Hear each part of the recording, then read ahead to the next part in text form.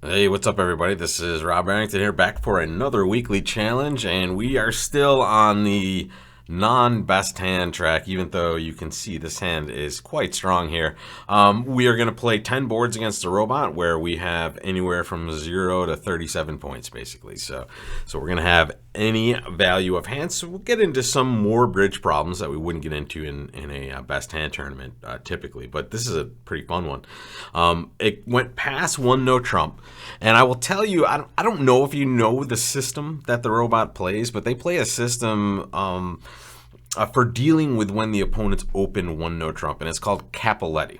All right, so it's actually it's a great win for this hand in particular, number one, because Capoletti allows us to have the double be penalty in nature, which means when they open one no trump, a lot of systems like Don't and Meckwell and Multilandy, really good systems.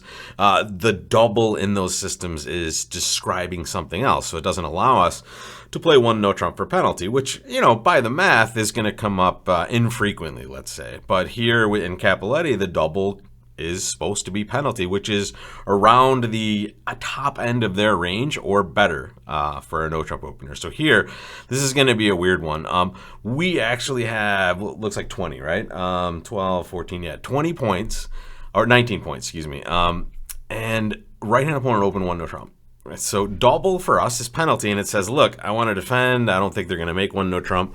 The issue with that is it's kind of a weird situation. It's the reverse of normal, actually. When we make a takeout double, right, when they open a suit and we double, our partner has to bid 100% of the time, right? So they have to do something. They can never pass. And even when they have very little, in fact, those are the times they have to bid more. Here, when we double, we're telling them to pass, basically. We're saying, look, I want you to pass unless you have a really, really putridly terrible hand and you don't think we can beat one no trump. And the problem here is partner is likely to have one of those hands. So when we double, and I'm going to mouse over the bid here just to confirm that they haven't changed their system on us. There's penalty double there. And this just means, hey, look, you should pass. We should try to defend this. But if you're super weak, right, if you have very little, you probably want to bail us out of this situation. And here, I don't know. I would guess that partner's going to bid when we double. Or another case could be left-hand opponent could be making a call, like a transfer of some kind, which we're not upset about. Here we're ace, queen, fourth in both majors. So here it seems with our majors and holdings, lefty is probably passing. So let's see if we can get partner to pass and we'll defend. And maybe, we'll see. Maybe we don't want to wish for this, but let's see. Ooh, they did pass. Okay, great. Now the next question is, what are you going to lead?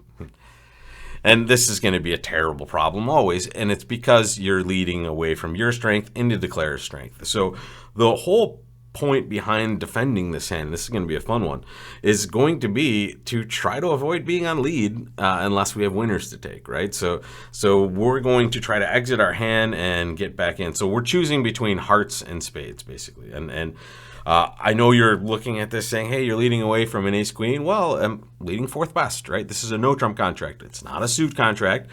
We can lead away from aces. In fact, when we have length, we certainly want to be leading away from aces. So here we are going to choose which fourth best lead we want, and I would be flipping a coin in my head. I like the spot cards in the spade, so I might want to save that to just, if declare has good cards in these suits, which they rate to have. If partner gets in and can come through, or if declare has to lead it, these spot cards could be more consequential. So I'm going to lead the four of hearts here. So here we go. Let's hope we're beating this thing. All right, so first things first, we want to get a lay. That's a good holding there. Let me just show you the first trick. I went low. Partner's 9, force declares king. So we should know where the jack is, and maybe, the jack's in dummy. We know where the 10 is, excuse me. Partner has the 10 of hearts. So if they have length, great. If they don't, our hearts probably are running, right? So unless they have 10 doubleton, and, that could be a problem for us that we'll find out. This is not looking too great, though, because it looks like dummy had 6 points, right? We had 19. So that's 25. And right-hand opponent opened one no trump, so they have at least 15. So partner did, in fact, have a 0 count, which means it seems like partner's probably pretty balanced, I would say here.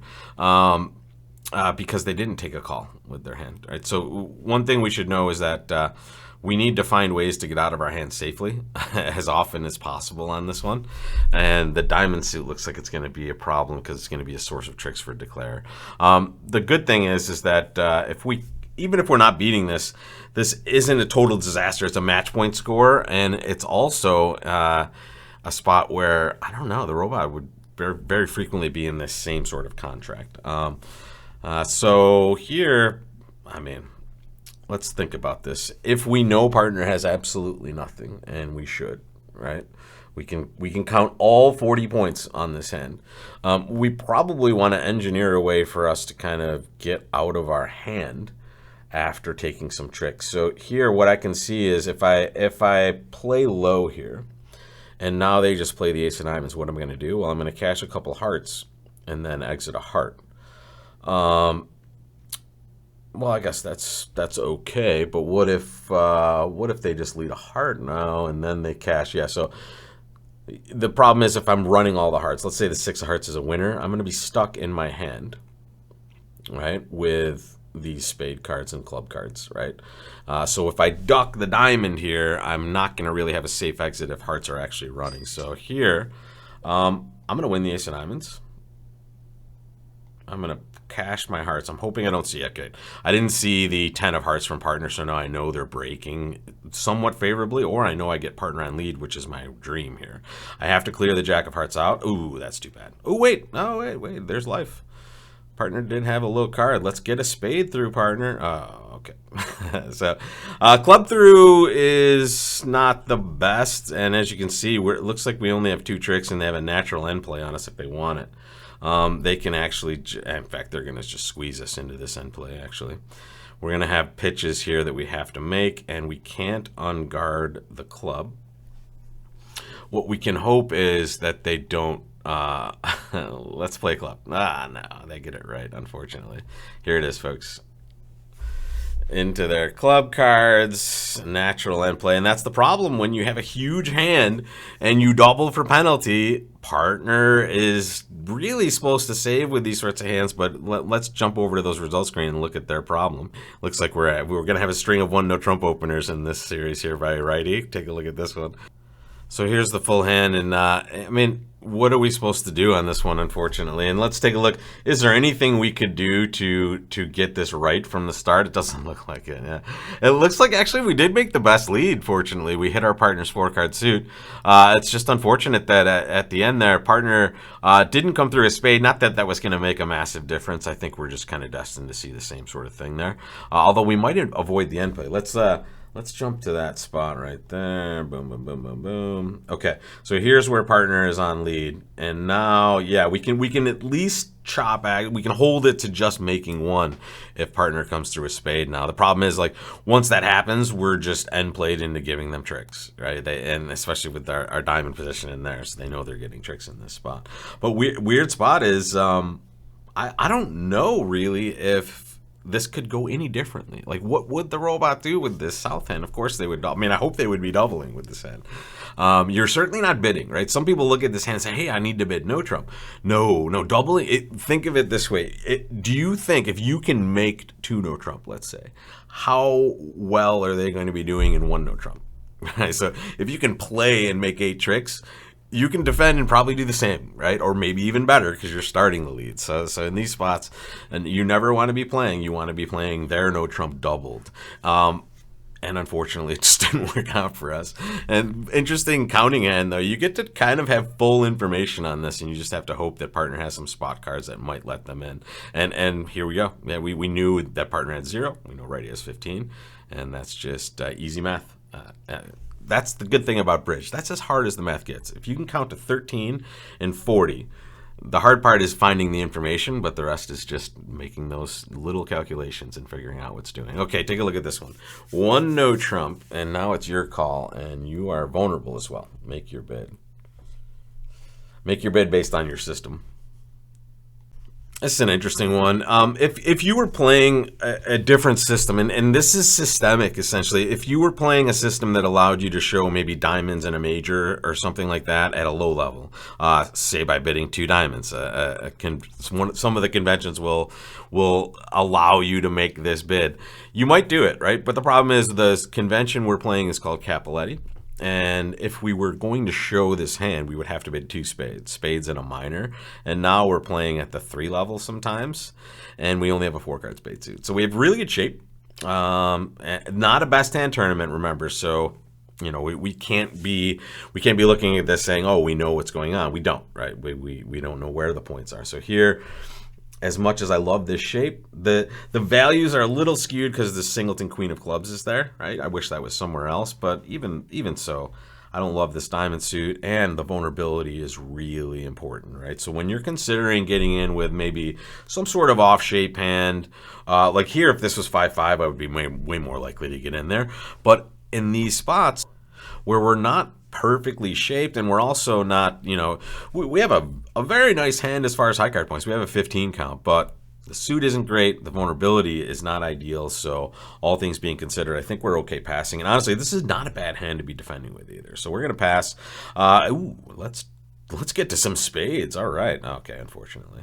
All right, so it looks like they had an invitational hand with 5 spades to our left, and now we are defending to no trump. Make your lead, folks. What would you do? So this is weird. I'm going to make a 4th best diamond lead, and I'm going to do this because I have length. I want this suit to be returned, at least for now, right? And this is kind of standard even with 5 small. Sometimes you lead 4th best versus no trump because you just have a desire to set up tricks in this suit. What we should consider before making a lead, though, is what we expect to be happening on this hand. We should know West has about 8 points, 8 or 9, and let's give them 9. This is the exact number for an invitation. We have 15, that's 24. Right-hand opponent has at least 15, that's 39.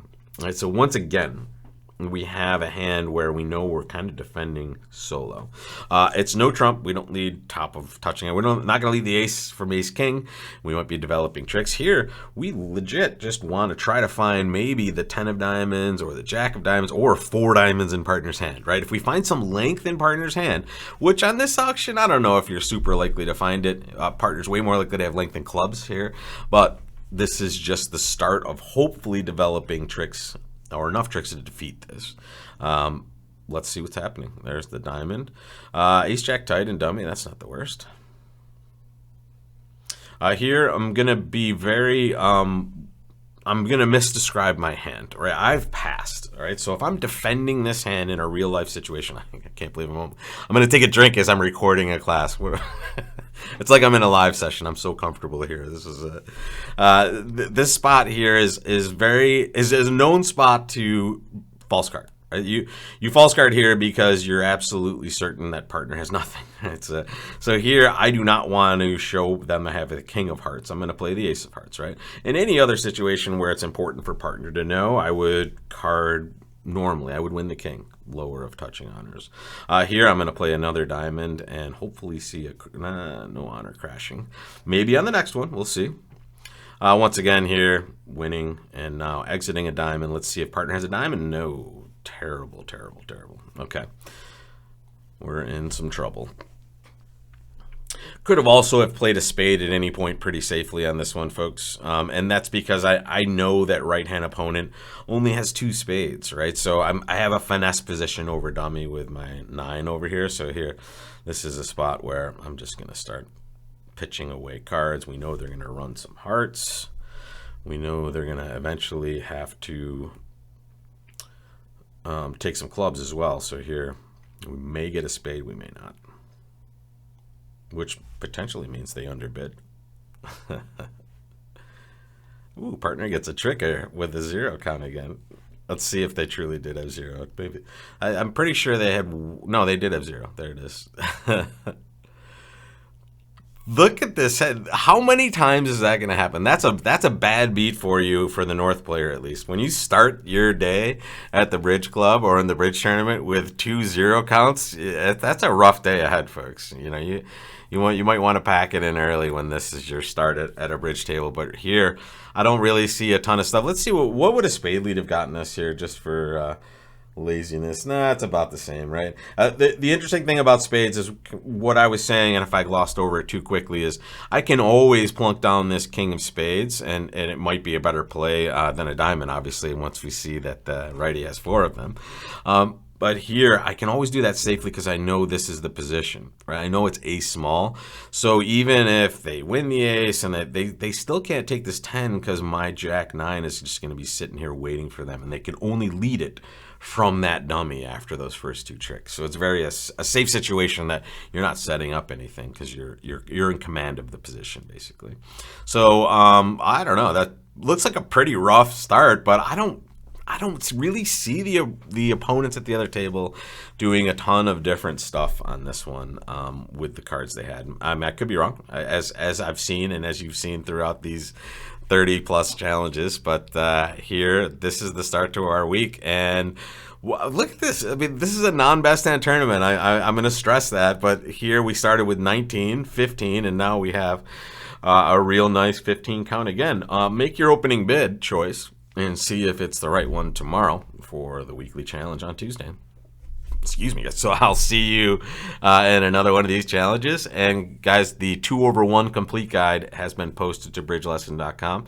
I'll leave that in the description below. Check it out. It's a really complete course, and the live portion of that course, the live practice session, occurs on Wednesday, June 29th, which if you're watching this close to the posting time is this week. All right, so if I see you there, that'd be great. And if not, just check out that full complete guide. It'll give you a great understanding of the entire system of 2/1. So I will see you back here tomorrow for another challenge or in the courses on bridgelesson.com. Take care, folks.